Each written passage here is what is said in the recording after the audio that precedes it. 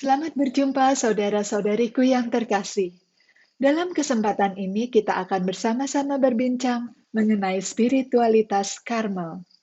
Namun sebelumnya saya ingin memberikan sebuah cerita kepada Anda. Cerita ini mengenai seorang ibu. Ada seorang ibu memiliki 3 anak perempuan. Ketiga anak perempuan ini sangat mengasihi dan sangat mengagumi ibunya. Karena mereka begitu mengagumi ibunya, maka mereka berusaha keras agar semakin hari semakin serupa dengan ibunya. Kebetulan ibunya adalah seorang menteri wanita yang hebat, yang luar perkasa. Kebetulan ibunya adalah seorang menteri yang hebat, yang luar biasa. Dan kemudian anaknya yang pertama, karena dia begitu ingin seperti ibunya, maka dia di antara teman-temannya itu selalu bersikap sebagai seorang pemimpin. Pelan-pelan memang jiwa kepemimpinannya itu semakin bertumbuh, semakin berwibawa, dan semakin ada karisma dari dalam dirinya. Sejak kecil, ia selalu terpilih jadi ketua kelas. Ketika ia SMA, ia menjadi ketua OSIS. Lalu sang ibu ini juga pandai memasak. Di setiap hari-hari liburnya, di setiap akhir minggu, dia selalu memasak untuk suami dan anak-anaknya. Maka anaknya yang kedua ini begitu rajin untuk memasak. Dia mencoba berbagai resep, dan ketika dia ada waktu-waktu luang, dia berusaha memasak, memberikan yang terenak untuk keluarganya. Lalu bagaimana dengan si bungsu? Kebetulan ibunya yang menjadi seorang menteri wanita yang luar biasa ini memiliki hati yang penuh belas kasihan terhadap orang-orang kecil. Ibunya sering pergi ke tempat-tempat panti jompo, panti asuhan, melakukan karya amal dan sebagainya. Nah, si bungsu ini juga mengikuti teladan ibunya.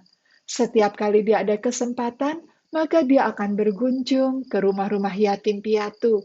Ia punya banyak teman anak-anak yatim piatu di sana. Dan juga ia rajin mengunjungi panti-panti jompo, membawakan oleh-oleh untuk para kakek dan nenek yang tinggal di sana. Hingga akhirnya ketiga-ketiga anak ini menjadi wanita-wanita yang dewasa, masing-masing menjadi serupa dengan ibunya di jalannya masing. Si anak sulung menjadi seorang wanita karir yang memiliki jiwa kepemimpinan yang besar. Ada wibawa dan karisma terpancar dari dalam dirinya. Si anak kedua begitu pandai memasak, bahkan ia menjadi juru masak yang terkenal, dan semua orang akan merasa berbahagia kalau bisa mencicipi masakannya. Dan kemudian anaknya yang bungsu menjadi seorang wanita yang begitu penuh dengan belas kasihan, berjiwa sosial, sehingga banyak orang yang berhutang budi kepadanya. Nah, tapi saudara-saudariku, tidak ada satupun dari ketiga anak itu yang bisa menyerupai ibunya dengan begitu sempurna. Yang memiliki jiwa kepemimpinan, sekaligus pandai memasak, dan juga memiliki belas kasihan yang begitu besar dan memiliki jiwa sosial yang luar biasa. Ketiga anak itu masing-masing hanya bisa menyerupai ibunya lewat satu karakter saja. Nah, apalagi Yesus yang maha sempurna. Siapakah di dunia ini yang bisa menyerupai Yesus seutuh-utuhnya?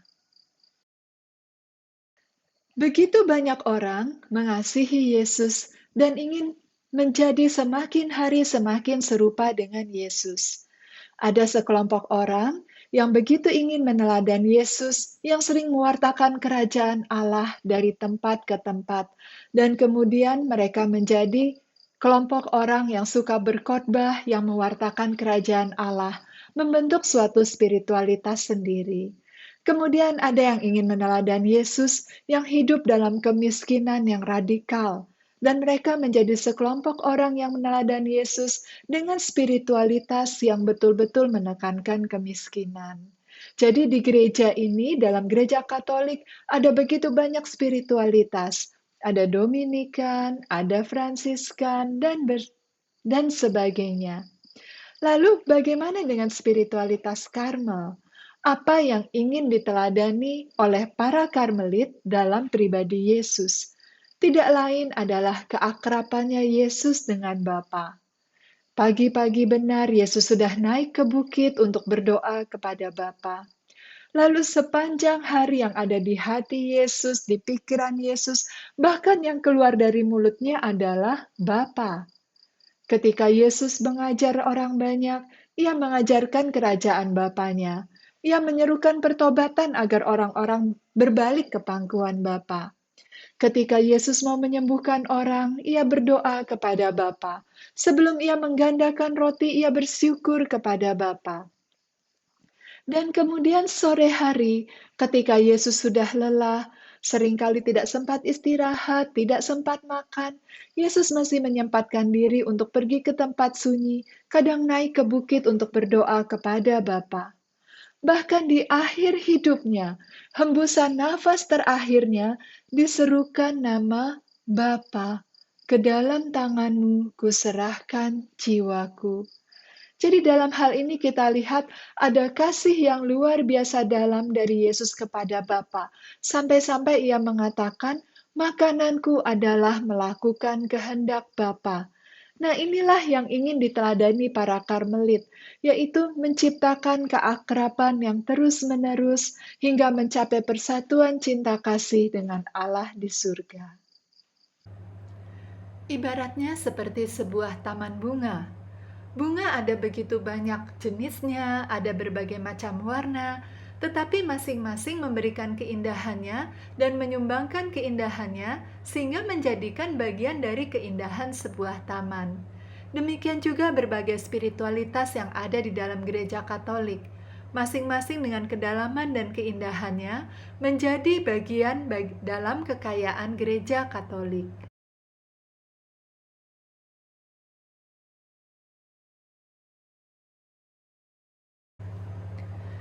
Karmel merupakan nama sebuah gunung yang ada di Israel. Karmel sendiri itu berasal dari kata Karem El. Karem El itu artinya kebun anggur Tuhan. Dalam kitab suci, Karmel selalu menjadi lambang kesuburan dan keindahan. Hal ini bisa dilihat dari Yesaya pasal 35 ayat 2 dan Yeremia pasal 50 ayat 9. Karmel menggaungkan gema yang kudus yang mengobarkan api kasih dan kerinduan manusia akan Tuhan. Karmel itu juga mengungkapkan realitas kehadiran Allah yang melampaui segala pengertian. Karmel senantiasa memancarkan sebuah pesona yang mistis. Saudara-saudariku yang terkasih, tokoh utama di dalam spiritualitas Karmel tidak lain adalah Bunda Maria sendiri. Sejak semula, para pertapa yang tinggal di Gunung Karmel itu disebut dengan para saudara perawan Maria dari Gunung Karmel. Mengapa demikian? Karena perawan Maria itu menjadi teladan kesucian bagi para Karmelit. Kalau kita perhatikan, gambar Bunda Maria dari Gunung Karmel atau patungnya itu biasanya memakai jubah coklat dan juga memakai skapulir warna coklat. Skapulir itu kain yang menutupi bagian depan dan bagian belakang, sebagaimana yang biasa dipakai oleh para suster Karmel. Dan kemudian biasanya Bunda Maria menggendong kanak-kanak Yesus. Nah, saudara-saudariku yang terkasih, skapulir ini menurut sejarah waktu itu diberikan langsung oleh Bunda Maria kepada Santo Simon Stok.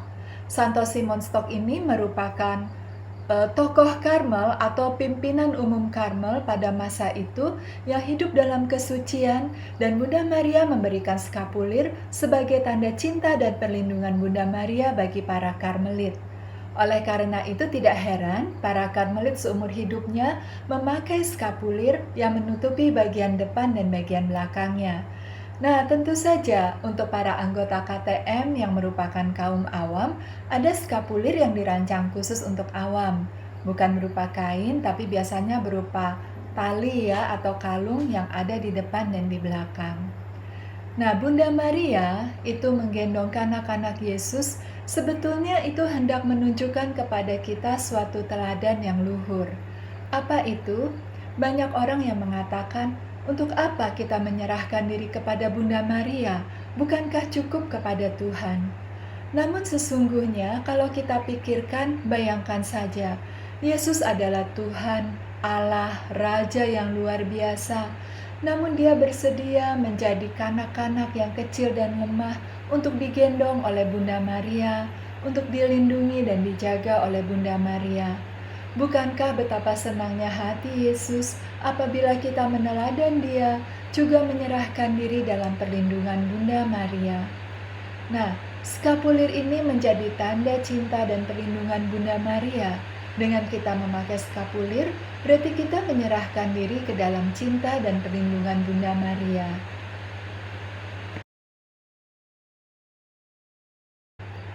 Itulah sebabnya Bunda Maria senantiasa menempati posisi yang istimewa bagi seluruh anggota Karmel. Salah satu tokoh penting di dalam Karmel adalah Nabi Elia. Nabi Elia ini disebut juga sebagai bapa dan pemimpin Karmel. Mengapa demikian? Karena Elia, ketika ia masih hidup di dunia ini, ia banyak menghabiskan waktunya dalam keheningan dan kesunyian di Gunung Karmel. Bahkan sebetulnya jauh sebelum itu, Elia memang sudah suka untuk senantiasa bergaul mesra dengan Allah di dalam keheningan dan kesunyian. Jadi misalnya ketika terjadi kemarau yang sangat panjang di tanah Israel, Elia dituntun oleh Tuhan sampai ke Sungai Kerit, dan di tepi Sungai Kerit itulah ia hidup di sana menyendiri dan mengalami keberduaannya dengan Tuhan. Lalu bagaimana ia makan? Biasanya diceritakan dalam kitab suci, ada seekor burung gagak yang membawakan makanan untuk Nabi Elia setiap harinya.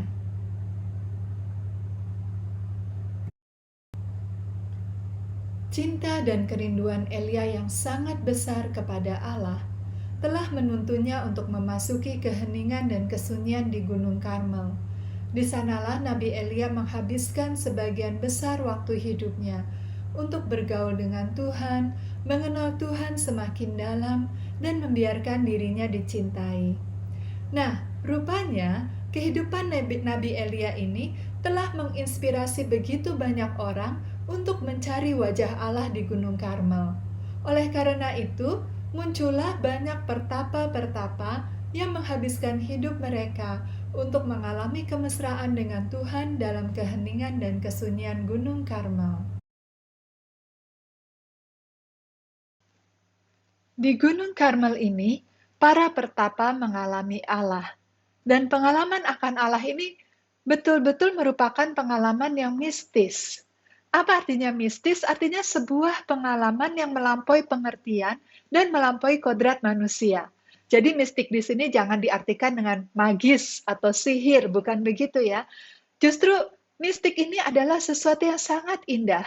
Apabila kita ingin bergaul dengan Tuhan, apabila kita mencintai Tuhan, berkomunikasi dengan Tuhan, maka pengalaman ini perlu sampai mencapai tahap yang mistik.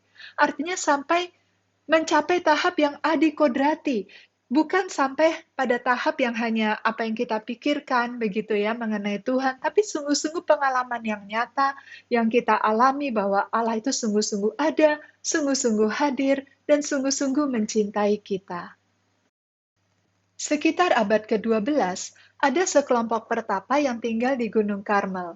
Mereka seringkali disebut dengan para saudara dari perawan Maria. Oh, maaf, saya salah. Para saudara perawan Maria dari Gunung Karmel. Nah, saudara-saudariku yang terkasih, para pertapa ini kemudian meminta uskup waktu itu, biasanya waktu itu uskup di sana disebut dengan istilah patriark ya. Nah, uskup waktu itu namanya Albertus yang kemudian menjadi Santo Albertus. Mereka meminta kepada uskup Albertus ini atau patriark Albertus sebuah regula. Regula itu kalau dalam bahasa organisasi sekarang adalah sebuah anggaran dasar begitu ya. Nah, uskup ini membuatkan sebuah regula untuk para pertapa Karmel. Karena itu disebut regula Karmel. Apa yang ditulis dalam regula Karmel itu salah satunya adalah bahwa para pertapa hidup berjaga-jaga dalam doa. Dan inilah sebetulnya yang menjadi ciri dari spiritualitas Karmel, yaitu kesediaan hati yang senantiasa terbuka kepada Allah, hidup di hadirat Allah. Maka tergenapilah apa yang dikatakan dalam kitab Hosea. Aku akan membujuk dia dan membawa dia ke padang gurun dan berbicara menenangkan hatinya. Ini adalah undangan Tuhan bagi jiwa-jiwa yang merindukan Dia dan sungguh ingin mengalami keberduaan dengan Tuhan di dalam keheningan dan kesunyian. Lalu bagaimana dengan kita yang tinggal di kota? Atau kita yang tinggal di kampung, bukan tinggal di gunung sunyi sendiri? Tentu saja kita bisa memasuki padang gurun hati kita, memasuki gunung Karmel yang ada di hati kita. Karena batin yang hening adalah batin yang tidak diributkan oleh segala hawa nafsu yang tak beraturan, kecemasan, ambisi, berbagai kelekatan dan sebagainya. Batin yang hening adalah batin yang dipenuhi dengan kehadiran Allah. Vivit Dominus inquius conspectus to. Ini merupakan semboyan hidup dari para Karmelit Eliana. Dalam hal ini, para suster putri Karmel, para frater CSE, dan juga seluruh anggota komunitas Tritunggal Maha Kudus atau KTM. Vivit Dominus inquius conspectus to ini, yang tidak lain berarti Allah hidup dan aku berdiri di hadapannya, lahir dari kehidupan Nabi Elia sendiri. Elia menghabiskan sebagian besar hidupnya dalam keheningan dan kesunyian di Gunung Karmel. Ia senantiasa hidup di hadirat Allah. Bagi seorang Karmelit Eliana, hidup di hadirat Allah itu adalah hidup dalam keheningan batin, dalam kepercayaan dan kepasrahan yang total kepada Allah. Apa artinya ini? Artinya kita bukan hidup di hadirat Allah dengan penuh ketakutan. Kita merasa dipantau, merasa diawasi, bukan seperti itu. Tapi sebaliknya kita menjadi begitu damai, begitu bahagia, karena kita tahu Allah melihat semuanya. Tidak ada sesuatu pun yang terjadi yang Allah tidak tahu. Ia hadir untuk melindungi kita. Ia hadir untuk mencintai kita. Karena itu hidup di hadirat Allah menjadi sesuatu yang sangat indah bagi seorang Karmelit Eliana. Nah, sebagaimana Nabi Elia yang pada hari-harinya, kesehariannya, itu dia hidup dalam doa dan tapa, namun dia tidak pernah segan-segan untuk turun gunung apabila Tuhan meminta dia untuk turun gunung, mewartakan siapakah Allah. Demikian juga bagi seorang Karmelit Eliana. Walaupun dalam kesehariannya, ia hidup dalam keheningan dan kesunyian, hidup di hadirat Allah, namun ia tidak akan segan-segan dan tanpa ragu segera pergi untuk melayani Tuhan kemanapun Tuhan mengutus dia. Apa yang menjadi tujuan hidup dari seorang Karmelit Eliana, atau dalam hal ini Karmelit pada umumnya? Tujuan seorang Karmelit adalah mencapai persatuan cinta kasih dengan Allah. Persatuan cinta kasih yang bagaimana? Santa Teresa Avila menggambarkan ibaratnya seperti air sungai yang mengalir, kemudian akhirnya bersatu dengan samudera lepas. Dan pada saat itu kita tidak bisa lagi memisahkan atau membedakan mana yang tadinya air sungai, mana yang tadinya air laut. Nah, persatuan seperti itulah yang dirindukan Tuhan terjadi antara Dia dan jiwa kita. Bukankah ini adalah sesuatu yang sangat indah? Dan ini adalah sesuatu yang sangat luhur dan mulia. Ini yang menjadi tujuan kita, dan tidak kurang dari itu. Apa yang dimaksud dengan persatuan cinta kasih dengan Allah? Tidak lain adalah persatuan kehendak. Kita membiarkan kehendak Tuhan semakin hari semakin menguasai kehendak kita. Bukankah Yesus mengatakan, barang siapa mengasihi Dia, mereka adalah orang-orang yang mengikuti perintah-perintahnya. Artinya di sini adalah cinta kita itu ditunjukkan dengan ketaatan kita pada kehendaknya. Sama seperti misalnya orang yang berpacaran. Kalau kita mencintai seseorang, pasti kita ingin mengikuti apa yang menjadi keinginannya. Kita ingin memuaskan apa yang dia inginkan, begitu ya. Misalnya sang kekasih kita sukanya bakso, maka kita oleh-olehi dia bakso. Sang kekasih suka coklat, kita belikan dia coklat, begitu. Sang kekasih pengen pergi ke pasar, kita antar dia pergi ke pasar. Nah, demikian juga ketika jiwa mencintai Tuhan, maka dia membiarkan kehendak Tuhan semakin menguasai kehendaknya. Sama seperti Yesus yang mengatakan bahwa makananku adalah melakukan kehendak Bapa. Nah, apabila kita sudah bisa mencapai seperti ini, kita akan mengalami kebahagiaan yang sejati, mengalami kedamaian yang luar biasa, karena tidak ada lagi kehendak diri sendiri yang menuntut untuk dipuaskan. Nah, saudara-saudariku yang terkasih, ketika kita mencapai persatuan kehendak ini, kita bisa berseru seperti Santo Paulus, "Kini aku bukan aku lagi, melainkan Kristus yang hidup di dalam aku." Lalu apa yang menjadi cita-cita Karmel? Ada dua cita-cita Karmel yang ditulis dalam Regula Karmel. Yang pertama, mempersembahkan hati yang suci murni kepada Allah, bebas dari noda dosa aktual. Dosa aktual yang dimaksud di sini adalah bukan dosa asal. Dosa aktual adalah dosa yang kita lakukan dalam keseharian kita, yaitu pada saat-saat ini ya, pada saat-saat aktual saat ini. Nah, saudara-saudariku, kita lihat bahwa ini menjadi cita-cita seorang Karmelit. Karena dia hidup di hadirat Allah, ia menyadari bahwa Tuhan melihat segalanya, maka ia akan berusaha untuk menyenangkan hati Allah selalu. Berusaha membiarkan kehendak Tuhan menguasai kehendaknya, sehingga ia dapat mempersembahkan hati yang suci murni kepada Allah, bebas dari noda dosa aktual. Nah, konsekuensinya, apabila ia senantiasa mempersembahkan hati yang suci murni, maka sudah sejak hidup di dunia ini, ia mengalami dalam roh kuasa kehadiran Allah dan kemanisan kemuliaan surgawi. Jadi tidak harus menunggu meninggal dulu baru bisa mengalami surga, namun sudah di dunia ini, sudah dapat mengalami prarasa surgawi. Saudara-saudariku, kalau dilihat, sungguh muluk tujuan dan cita-cita Karmel ini. Namun kita bersyukur karena tujuan dan cita-cita ini ditulis dengan gamblang, dengan jelas, dan begitu tinggi. Justru dengan gamblang, jelas, dan begitu tinggi, maka kita tahu ke arah mana kita harus melangkah. Dan kita harus berjuang dan semangat untuk mencapainya, karena cita-cita dan tujuan itu begitu tinggi. Dan Karmel tidak menurunkannya sedikit pun. Begitu luhur, begitu mulia, dan itulah yang harus kita capai. Mungkin sempat terpikir di dalam hati Anda, tapi saya ini adalah manusia yang penuh dengan kelemahan, penuh dengan keterbatasan, dan sudah telanjur begitu banyak dosa yang sudah kulakukan. Apakah mungkin aku hidup dalam kekudusan? Apakah mungkin aku hidup dengan mempersembahkan hati yang suci murni tanpa noda dosa aktual? Nah, saudara-saudariku, saya ingin mengingatkan kepada Anda kisah Nabi Elia di dalam kitab suci.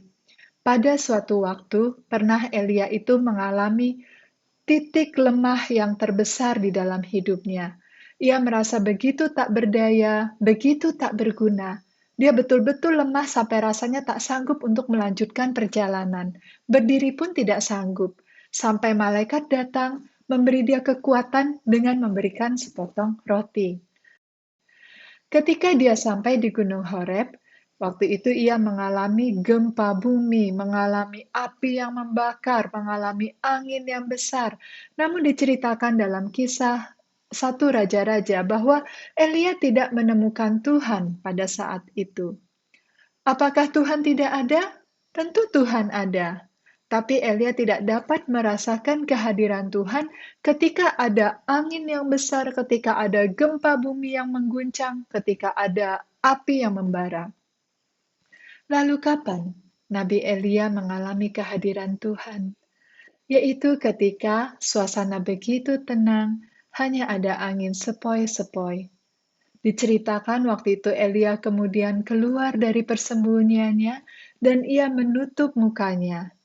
Menutup mukanya itu sebagai tanda bahwa ia sadar Tuhan hadir, namun ia sadar juga bahwa ia tidak dapat dan tidak layak untuk memandang Tuhan dari muka ke muka. Nah, saudara-saudariku yang terkasih, Apabila kita ingin mempersembahkan hati yang suci murni kepada Tuhan, artinya adalah jangan biarkan hati kita dipenuhi dengan angin yang besar, dengan gempa yang mengguncang. Dengan perkataan lain, jangan biarkan semua omongan-omongan itu mempengaruhi diri kita. Kamu tidak layak, kamu sudah kotor, kamu tidak pantas, apa bisa kamu jadi kudus? Tinggalkan itu semua. Kalau memang kita sudah berdosa, ya sudah, dengan rendah hati mengakui, "Ya Tuhan, saya sudah berdosa, tapi saya mau bertobat dan mau kembali kepadamu." Lalu sudah, lupakan, tinggalkan semua dosa-dosa kita, jangan dipikir-pikir terus. Kalau misalnya kita merasa lemah, jatuh lagi, ya sudah, terima saja begitu. Memang kita ini seperti anak kecil yang jalan sebentar jatuh, jalan sebentar lagi jatuh lagi. Lihat tembok dicoret-coret. Tetapi Teresia Lisieux dia begitu bahagia karena dia seperti anak kecil. Karena dengan dia tetap kecil, maka Tuhan akan menggendongnya. Dan bukankah Yesus berkata bahwa kita harus tetap seperti anak kecil? Artinya apa? Walaupun kita selalu salah, kita selalu jatuh, tetapi kita percaya kasih Tuhan jauh lebih besar dari segala kelemahan kita. Jadi kita tetap dalam keheningan dan ketenangan batin, jangan biarkan diri terus diributkan dengan bahwa kita tidak layak, kita tidak bisa, kita tidak pantas. Memang tidak ada yang bisa, tetapi Tuhanlah yang memampukan kita dengan rahmat-Nya. Kini yang menjadi pertanyaan tentunya adalah bagaimana caranya hidup di hadirat Allah.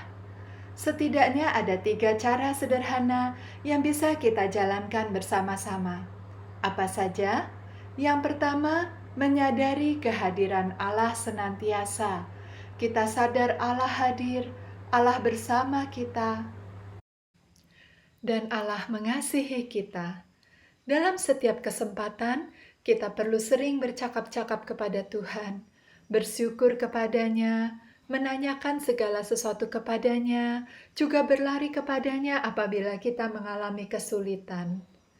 Kemudian yang kedua adalah doa Yesus. Sementara cara yang ketiga adalah hidup saat ini. Marilah sejenak kita bersama-sama membahas mengenai doa Yesus. Saudara-saudariku yang terkasih, doa Yesus itu dapat dilakukan dengan dua cara. Cara yang pertama adalah luangkanlah waktu setiap hari secara komit bagi Yesus. Pilihlah waktu yang Anda paling bisa. Jangan bilang sibuk, jangan bilang tidak ada waktu. Ketika kita sibuk atau ketika kita mengatakan tidak ada waktu, itu berarti Yesus tidak pernah menjadi prioritas bagi kita. Waktu itu tentu ada, cuma yang menjadi masalah, apakah Yesus penting untuk kita? Apakah Yesus kita prioritaskan? Nah, apabila Yesus itu utama bagi kita, utama dalam hidup kita, maka luangkanlah waktu bagi Dia. Misalnya, kita pastikan bahwa jam 5 pagi sampai jam 5.30 itu adalah waktu kita bagi Yesus. Maka dengan setia, setiap pukul 5 pagi, duduklah diam, tenang, dan kemudian serukan nama Yesus perlahan-lahan. Bisa seiring irama nafas kita, bisa seiring detak jantung kita. Serukanlah nama Yesus dengan penuh iman, dengan penuh harapan, dan penuh kasih. Kemudian doa Yesus, cara yang kedua, bisa dilakukan di sepanjang keseharian hidup kita, yaitu ketika kita tidak sedang beraktivitas dengan akal budi kita. Misalnya ketika kita sedang berjalan, maka kita menyerukan nama Yesus dalam hati kita. Ketika kita lagi naik angkot, kita serukan nama Yesus. Atau sedang menyapu, memasak, atau apapun itu. Bahkan Anda para mahasiswa bisa mendengarkan pengajaran para dosen dengan terus menyerukan nama Yesus di dalam hati. Nah, kebiasaan ini akan membuat hati kita terangkat kepada Yesus, membuat kita semakin hari semakin hidup di hadirat Allah, sehingga di dalam hati kita itu bergema nama Yesus. Dan nama Yesus itu bukan sekedar nama, tapi nama Yesus itu mewakili seluruh pribadinya. Saudara-saudariku yang terkasih, cara ketiga untuk hidup di hadirat Allah adalah hidup saat ini. Apa maksudnya hidup saat ini? Tentu saja artinya bukan hidup di masa lampau dan bukan hidup di masa depan. Apa maksudnya hidup di masa lampau? Ada begitu banyak orang yang seringkali berputar-putar dengan masa lalunya. Entah kenangan-kenangan manis atau indahnya, ataupun juga kenangan-kenangan buruk atau segala sesuatu yang menyedihkan di masa lalu. Nah, saya beri contoh sederhana. Misalnya saja, para Anda semua yang menjadi wanita karir atau pria-pria yang bekerja di kantoran.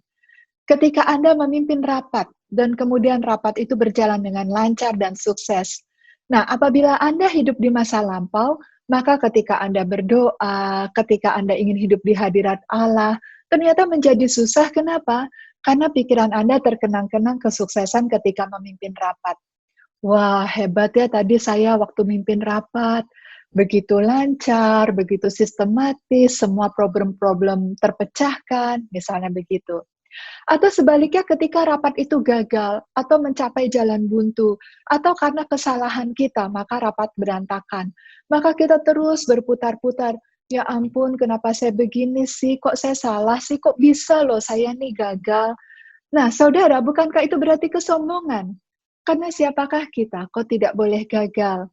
Karena itu saudara-saudariku yang terkasih, apabila kita mau hidup saat ini, segala kesuksesan maupun kegagalan, lepaskanlah. Bukankah semua keberhasilan itu terjadi dalam hidup kita karena rahmat? Apakah yang baik yang ada di dalam hidup kita, di dalam diri kita, yang bukan berasal dari Tuhan? Dan sebaliknya, kalau kita gagal, siapakah kita kalau tidak boleh gagal? Karena itu lepas bebaslah dari semua itu. Kalau berhasil kita bersyukur kepada Tuhan, kemudian lepaskan diri dari itu. Kalau kita gagal, ya kita mohon ampun kepada Tuhan, kemudian mohon rahmat-Nya untuk memperbaiki. Bangun kalau sudah jatuh, dan kemudian jalan terus. Bebaskan diri dari masa lalu yang tidak enak itu. Jangan terus berputar-putar dengan masa lalu, berputar-putar dengan diri sendiri. Dan sekarang saudara-saudariku yang terkasih, apa artinya hidup di masa yang akan datang? Nah, saudara-saudari yang terkasih, hidup di masa yang akan datang itu artinya pikiran kita dipenuhi dengan impian-impian akan masa yang akan datang. Apakah tidak boleh? Boleh saja, tapi sejauh tidak lekat. Tidak lekat itu artinya tidak begitu memenuhi pikiran kita, memenuhi perasaan kita, lebih dari Allah memenuhi pikiran dan perasaan kita. Jadi tidak membuat kita berhayal atau berhalusinasi atau berilusi-ilusi kosong. Tidak membuat diri kita dipenuhi dengan harapan-harapan palsu. Dipenuhi dengan masa depan itu juga artinya dipenuhi dengan kecemasan, dengan ketakutan. Bagaimana kalau nanti saya tidak mampu? Bagaimana nanti kalau saya gagal? Bagaimana nanti kalau begini, kalau begitu? Begitu banyak ketakutan dan kecemasan. Mengapa tidak dikalahkan juga bagaimana kalau tidak demikian? Begitu. Nah, karena itu hiduplah pada saat ini. Karena Tuhan adanya kapan? Tuhan itu adanya sekarang. Tuhan sedang berdiri di hadapan kita, Ia sedang memandang kita. Mengapa kita harus menoleh ke belakang atau menoleh ke tempat yang jauh berpaling dari Tuhan? Oleh karena itu, saudara-saudariku, hidup saat ini adalah tidak hidup di masa lalu dan juga tidak hidup di masa depan. Kita sadari saat ini, kita sadari sekarang ini, Tuhan ada bagi kita dan kita ada bagi Tuhan. Dan kemudian hal kedua yang perlu diperhatikan untuk bisa menolong kita hidup saat ini adalah setia dalam perkara kecil. Saudara-saudariku, untuk dapat menolong kita hidup saat ini adalah setia dalam perkara-perkara kecil. Artinya apa? Hal-hal yang sederhana yang ada di hadapan kita, tugas kita sehari-hari yang mungkin sebetulnya bukan hal-hal yang besar, kita lakukan dengan setia dan dengan cinta yang besar. Seperti yang dilakukan oleh Teresia Lisieux. Dia banyak melakukan hal yang kecil-kecil, tapi dengan cinta yang besar. Bahkan ketika dia memungut sebatang jarum pun, ia pungut demi cinta kepada Tuhan. Dan ternyata hal yang sederhana itu bisa menjadi berkat bagi banyak orang. Nah, saudara-saudari, bisa kita bayangkan apabila kita menaruh perhatian pada hal yang kecil-kecil, maka kita akan dapat lebih mudah untuk hidup saat ini. Jangan kerja sambil melamun, misalnya. Atau contoh sederhana, kita mencuci piring. Habis cuci piring, piring-piring kita taruh di rak.